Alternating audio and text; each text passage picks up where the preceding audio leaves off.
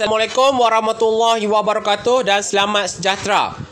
Untuk video yang ketiga dalam bab 7, bab udara, Cikgu Azli akan menerangkan berkenaan dengan topik yang ketiga, 7.3 pencemaran udara.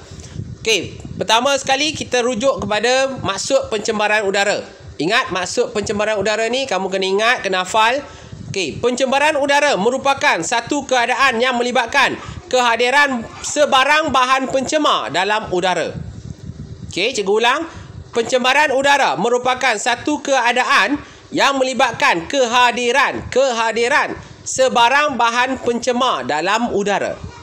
Keadaan ini merujuk kepada kehadiran bahan pencemar dalam udara boleh menyebabkan kemudaratan dan ketidakselesaan kepada manusia atau organisma hidup lain serta boleh merosakkan alam sekitar apabila dibebaskan ke atmosfera. Apabila dibebaskan ni merujuk kepada apabila bahan pencemar tersebut dibebaskan ke atmosfera. Okey, sekarang ni tengok punca kepada pencemaran udara. Puncanya boleh datang daripada exhaust kenderaan dan juga kilang. Iaitu bahan pencemar yang terlibat adalah asap, jelaga, habuk, karbon monoksida, sulfur dioksida, nitrogen dioksida dan juga plumbum. Ini semua boleh berpunca daripada exhaust kenderaan dan juga kilang. Punca yang seterusnya. Okey, puncanya daripada pembakaran terbuka, rokok dan juga kebakaran hutan. Apa bahan yang boleh terbebas, bahan pencemar yang boleh terbebas daripada punca-punca tadi? Okey, iaitu bahan pencemar yang boleh terbebas ialah habuk, jelaga, asap dan zarah logam. Punca yang seterusnya, punca daripada tapak pembinaan, kilang asbestos dan juga kuari batu kapur. Bahan pencemarnya kita tengok dalam slide yang selepas ini. Seterusnya, punca daripada aktiviti pertanian dan juga perladangan. Bahan pencemarnya yang boleh nampak sini ialah bahan sembur pesticide. Okey, seterusnya punca daripada loji kuasa nuklear. Bahan pencemarnya ialah bahan radioaktif. Okey. Ni dah sambungan. Kalau daripada tapak kilang, punca daripada tapak kilang asbestos dan juga kuari batu kapur, bahan pencemar dia ialah habuk dan juga debu. Okey. Kalau daripada puncanya daripada alat pendingin udara, peti sejuk, semburan aerosol dan juga kilang elektronik, bahan pencemar yang boleh terbebas daripada punca-punca yang keempat-empat ni ialah CFC, klorofluorokarbon. Okey. Udara yang tercemar. Udara yang tercemar boleh mendatangkan penyakit dan ketidakselesaan kepada manusia. Pelbagai langkah boleh dijalankan untuk mencegah dan mengawal pencemaran udara daripada berlaku. Okey, punca dan kesan buruk pencemaran udara. Yang pertama, kesan terhadap kesihatan manusia. Asap dan jelaga boleh menyebabkan masalah kesesakan nafas. Okey, maksudnya puncanya ialah asap dan jelaga. Kesannya ialah boleh menyebabkan kesesakan nafas. Sulfur dioksida boleh menyebabkan penyakit berkaitan dengan saluran pernafasan. Karbon monoksida boleh menyebabkan sakit kepala, kerencatan akal dan boleh membawa maut.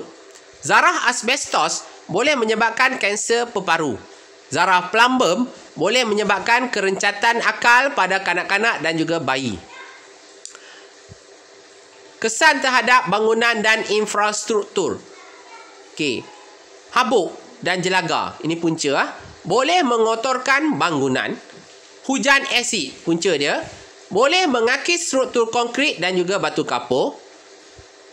Hujan asid juga boleh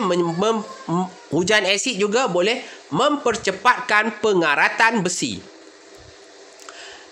Kesan terhadap tumbuh-tumbuhan dan juga haiwan. Hujan asid boleh menyebabkan tanah berasid dan juga kurang subur.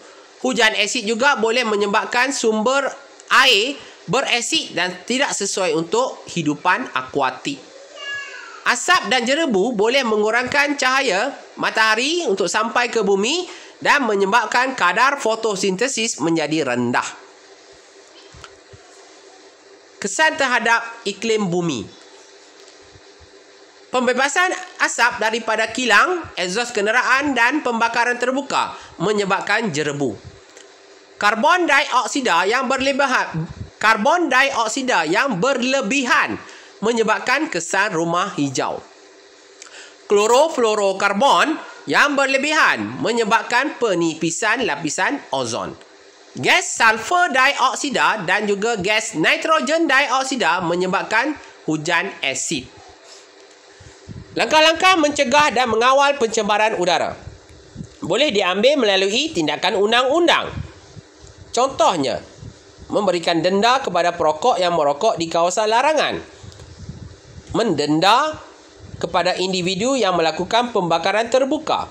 Mendenda kepada pemandu kenderaan yang exhaustnya mengeluarkan asap berlebihan.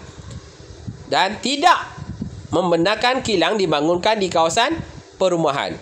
Ini langkah-langkah yang kita boleh ambil melalui undang-undang untuk mencegah ataupun mengawal pencemaran udara. Selain daripada itu, kita boleh juga menggunakan pendidikan untuk mencegah dan mengawal pencemaran udara, iaitu dengan cara pendidikan di sekolah yang mana menekankan pencemaran udara dan langkah-langkah pengawalannya seperti mana yang sedang kamu lalui, iaitu melalui pendidikan cikgu menerangkan apa itu pencemaran udara, apakah langkah-langkah pengawalannya dan juga akibat daripada berlakunya pencemaran udara melalui pendidikan. Yang kedua, melalui program anti merokok. Yang ketiga, melalui galakan untuk berjalan kaki atau menunggang basikal. Ini untuk mengurangkan kadar pembebasan asap oleh kenderaan. Selain daripada itu, kita juga boleh menggunakan menggalakkan semua orang menggunakan pengangkutan awam ataupun berkongsi kereta.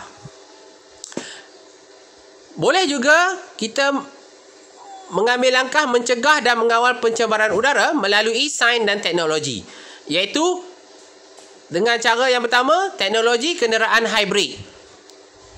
Kenderaan tersebut menggunakan elektrik dan juga menggunakan bahan api, tapi lebih kepada menggunakan elektrik.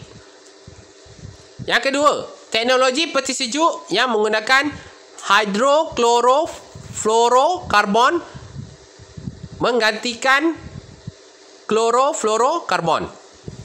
Maksudnya teknologi peti sejuk yang baru, yang tidak lagi menggunakan CFC, sebaliknya dia menggunakan HCFC. Yang ketiga, pemasangan penapis terobong asap di kilang. Yang keempat, penggunaan penukar bermangkin kepada kenderaan bermotor.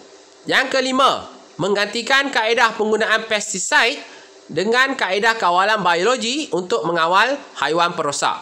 Ini adalah langkah-langkah untuk mencegah dan mengawal pencemaran udara melalui sains dan teknologi.